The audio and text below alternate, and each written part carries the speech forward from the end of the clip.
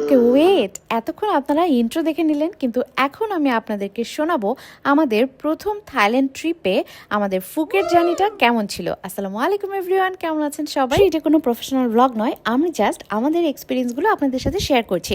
আমরা প্রথমে সুবর্ণভূমি এয়ারপোর্টে নেমে সেখান থেকে চলে যাই ডিরেক্ট ফ্লাইট করে ফুকেট অ্যান্ড আমাদের হোটেলে চেক ইন করে চলে যাই বিখ্যাত পাতং বাংলা ওয়াকিং স্ট্রিটে। কি এখানে ভুল করেন, ভেবে থাকেন এটা বাংলাদেশের সাথে কোনোভাবে কানেক্টেড। নো, বাংলা মানে থাই ভাষায় কোনো গ্রাম বা মহল্লাকেই হয়তো বা বোঝায়, আর জায়গাটার নাম যেহেতু পাতং তাই এটাকে পাতং বাংলা ওয়াকিং স্ট্রিটই বলা হয়। শুরুর দিকে এই ওয়াকিং স্ট্রিটটা এত জনপ্রিয় ছিল না, 80-90 দিক থেকে ট্যুরিস্টদের জন্য এটি ধীরে ধীরে জনপ্রিয় হওয়া শুরু করে।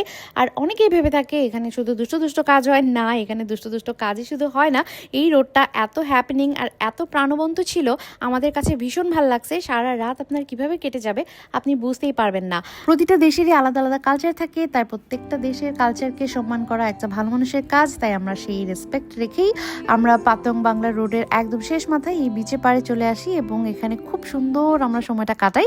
অ্যান্ড আপনাদেরকে আমাদের হোটেলের ভিউটা দেখানো হলো না, সরি। তারপরেও হোটেলের পেছন সাইডটা আপনাদেরকে দেখিয়ে দিচ্ছি। এরপরই আমরা আশেপাশে বিচগুলোতে ঘুরতে চাই। আর বিগ বুদ্ধাটা ল্যান্ডস্লাইডের জন্য বন্ধ ছিল অনির্দিষ্টকালের জন্য, তাই আমরা সেখানে যেতে পারিনি, বাট দূর থেকে বিগ বুদ্ধাটা দেখে নিলাম, অনেক সুন্দর লাগছিল। এখানে যাওয়ার আমার খুব ইচ্ছে ছিল। আর এরপরই আমরা চলে যাই ফুকেট ওল্ড টাউনে।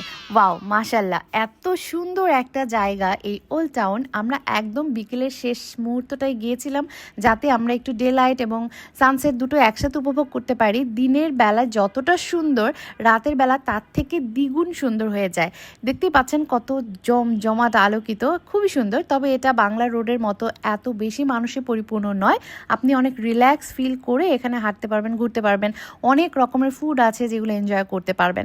এর পরের দিন আমরা চলে যাই কারান বিচে। ভাবছিলাম একটু শ্যুট করব, বাট এত রোদ আর এত বাতাস ছিল যেখানে আমরা যে স্ট্যান্ড করে শ্যুট করব সেটার কোনো অবস্থাই ছিল না। এরপর আমরা চলে যাই মোস্ট পপুলার আইল্যান্ড হপিং এ। ইয়েস, আইল্যান্ড হপিং না করলে তো থাইল্যান্ডে ফুকেট যাত্রা আপনার একদমই বৃথা যাবে। যেহেতু এটা আমাদের প্রথম থাইল্যান্ড ভ্রমণ ছিল আর আইল্যান্ড হপিং এটা আমার আজীবন মনে থাকবে। আমি এখান থেকে অনেক এক্সপিরিয়েন্স নিয়েছি। আমাদের হপিং এ অনেকগুলো অ্যাক্টিভিটিসও ইনক্লুড ছিল, তার মধ্যে স্নরকেলিংটা অন্যতম। এখানে এটা নাকি অনেক মজা লেগেছে। আমি তো এনজয় করতে পারিনি বিকজ আমি পানিতে অনেক ভয় পাই, সুইম জানি না।